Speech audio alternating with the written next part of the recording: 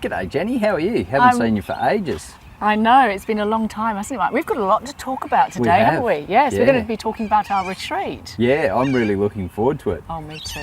Bit of time in the bush, which is always great fun for me. I love being in nature, and given that we're here, why don't we go for a bit of a stroll? Sounds a plan. So our winter retreat, it may not be weather like this, but the whole plan is to get people out of town, a bit of a tactical withdrawal to refresh and renew. Because it's been shown, hasn't it, that spending time in a green space is really important for our health and well-being. Yeah. It's just been shown to sort of help reduce stress levels Yep. and boost our mood. Yes, And of course even then- things like heart rate and blood pressure drop just from being in nature, which is fantastic for such an easy thing to do.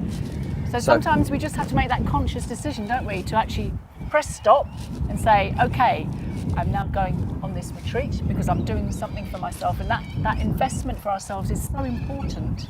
Absolutely, yeah. I mean, let's face it, things have got a heap busier since Fleming was around.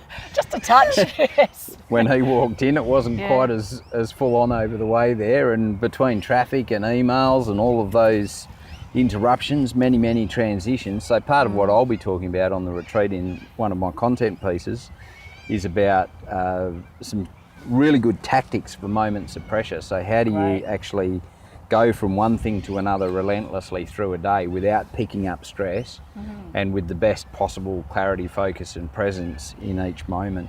And just some really useful tools that you can use moment by moment throughout the day. Yeah, because I think one thing that people really struggle with today is this constant state of perpetual busyness, and that leads to the state of increased pressure and high levels of stress. And as soon as you're feeling stressed, it's much harder to think. And I know you're planning to do a piece around meditation, which has a big impact on that, doesn't it? It is. I think it's sometimes important to remember that we actually achieve more when we slow down. And it seems counterintuitive because we've got so used to sort of rushing around doing everything as fast as possible. So learning some techniques to help us to regain that clarity of thinking can be really helpful. And it leads beautifully into the piece I want to run on our non-negotiables, as I call them. You know, those lifestyle choices that actually make such a difference to how well we function on a daily basis. But we're always not quite so good at managing to implement them because we get caught up with being too busy. Yes. Yeah.